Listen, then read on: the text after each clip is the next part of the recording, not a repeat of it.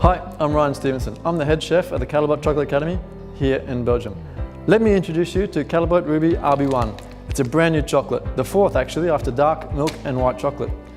It's really completely different from any chocolate you've ever tasted. It's intensely fruity, has fresh sour notes and a remarkable colour that really pops out in the shop window or in your counter.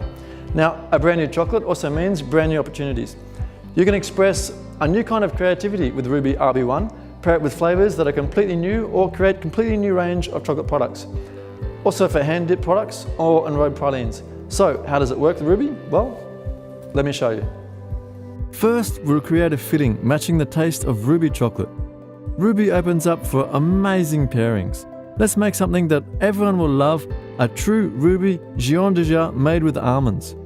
It's very easy. First, grind 300 grams of pure almonds. I prefer lightly roasted white almonds because they make the fresh and fruity taste of the Ruby pop out. Then add 60 grams of grapeseed oil. Grind it until it starts to become roughly pasty. Then add 200 grams of Ruby RB1 cullets and blend it until it's smooth and homogeneous. I stop here when the almonds are still a little bit grainy because it enhances the mouthfeel. Regularly check until you obtain the right texture. And that's it, your Ruby Almond Gironde is ready.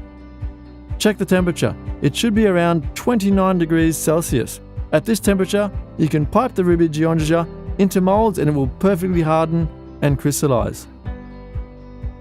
So I transfer the Gironde into a piping bag and pipe the filling into a silicone mold. Tap the mold briefly to get rid of any air bubbles. And off it goes into the fridge at 16 degrees Celsius for at least 2 hours for the Gironde to crystallize. Our Gironde fillings are ready, nicely hardened. I've unmolded them and leave them at room temperature, which is ideal. So now it's time for dipping. So how to enrobe with Ruby RB1? Well, pretty much the same way as with any other chocolate. First thing to keep an eye on is the room temperature. Ideally, it should be around 18 to 20 degrees. Colder or hotter will cause the chocolate to cool too fast or too slow, which might give the chocolate a dull or grey look. So 20 degrees Celsius is perfect. Use a chocolate melter filled with tempered Ruby chocolate. Make sure it's well filled to avoid the chocolate cooling off and thicken. Set the temperature of the melter at 30 degrees Celsius to keep the chocolate warm. Otherwise, it starts to cool off and thicken during dipping. Now start enrobing. Press a filling upside down in the chocolate.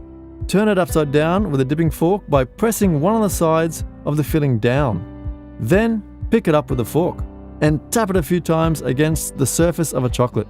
The tapping motion will drag excess chocolate literally down because we want to end up with a thin, even chocolate layer around each praline and an elegant base.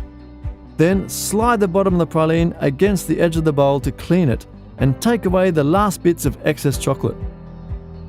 Gently deposit the praline on a plastic sheet. Make sure there's enough space between the pralines. If they're too close to each other, you'll risk the chocolates to stick together on the sides or on the base, and that's not what you're after. While the chocolate is still wet, you can do the finishing touch. Try arranging some dried flower petals, for instance. And this way you can finish all the pralines. All done! And Ruby RB1 is still perfectly fluid.